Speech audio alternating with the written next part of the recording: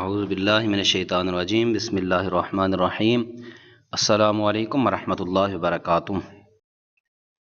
پہلے فاعل کا بیان، فاعل کی پہچان اور فاعل کی تراکیب پڑھ چکے ہیں، مفعول کی پہچان اور مفعول کی ترکیب بھی پڑھ چکے ہیں، قول اور مقولہ کا بیان اور قول اور مقولہ کی ترکیب بھی پڑھ چکے ہیں۔ تو آج الحمدللہ ہمارا سبق ہے مفعول فی کا بیان۔ اس سبق میں ہم پڑھیں گے مفعول فی کو ظرف بھی کہتے ہیں، پھر ظرف کی دو قسمیں ہیں، اور مفعول فی کی پہچان فارسی میں کیا ہے، اردو میں مفعول فی کی پہچان کیا ہے، مفعول فی کی تراکیب بھی پڑھیں گے اور مفعول فی کے قواعد بھی کچھ پڑھیں گے۔ مفعول فی فعل کام کو کہتے ہیں۔ سب سے پہلے یہ جاننا ضروری ہے کہ فعل کسے کہتے ہیں۔ فعل کام کو کہتے ہیں جس مکان یا جس وقت میں وہ کام کیا جائے، اس مکان اور اس وقت کو مفعول فی کہتے ہیں۔ مفعول فی کی تعریف کیا ہے؟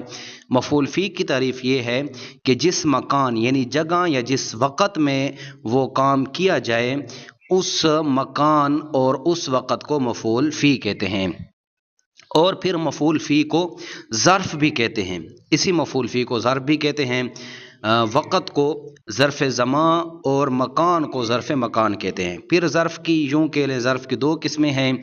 اگر اس میں ذکر ہوگا زمان کا، وقت کا، تو اسے ظرف زمان کہتے ہیں۔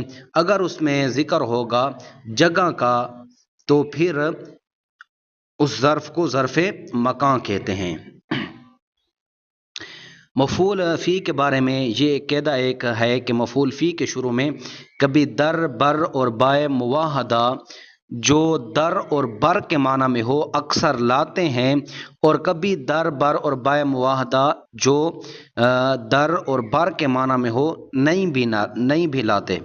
جب لاتے ہیں اس کی مثال یہ ہے کہ خفتم بر تخت در شب، خفتم سویا میں رات میں تخت پر۔ تو اس کی ترکیب یہ ہے خفتم فعل بفاعل، یہ ہمارے ان صیغوں میں سے ہے جو ہمیشہ فعل بفاعل ہوتے ہیں۔ تو خفتم ہو جائے گا فعل بفاعل۔ بر یہ حرف جار ہے تخت